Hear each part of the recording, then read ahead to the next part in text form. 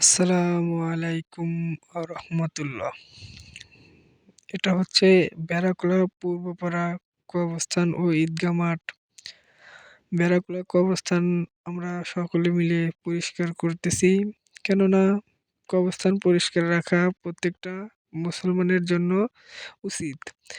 কবরস্থান পরিষ্কার করলে আমাদের দিলও পরিষ্কার হয়। যাতে করে কবরস্থান পরিষ্কার করি বেশি, বেশি।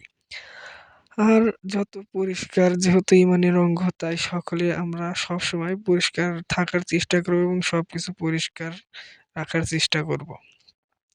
কবরস্থানের মধ্যেও গিয়ে সকলে কাজ করতেছে, তাদের অনেক কষ্ট হচ্ছে। কিন্তু আল্লাহ তাআলা প্রত্যেকটা মানুষকেই একটা করে গাছ কাটার জন্য কত করে সওয়াব দিতেছে, অনেকগুলো সওয়াব পাবো আমরা ইনশাআল্লাহ।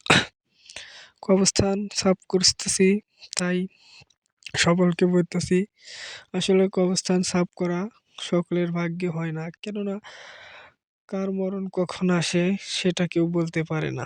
তাই আরেকটা কথা আপনাদের জানাইতেছি, আমাদের কবরস্থানের জায়গা এবং মাঠের জায়গা ক্রয় করা হবে। যদি কোনো দয়াবান ব্যক্তি টাকা পয়সা দিয়ে সাহায্য করতে চান তাইলে আপনারা আমাদের মসজিদে যোগাযোগ করবেন। কেননা আপনি যেহেতু কবরস্থানের জায়গায় টাকা দিতেছেন, এই সদকায়ে জারিয়াটা আপনি কিয়ামত পর্যন্ত কবরস্থানে শুয়ে, শুয়েও পেতে থাকবেন। তাই সকলেই আমরা সবকিছু বুঝে শুনে দান করব। কোথায় দান করলে বেশি সওয়াব, কোথায় দান করলে সওয়াব নাই।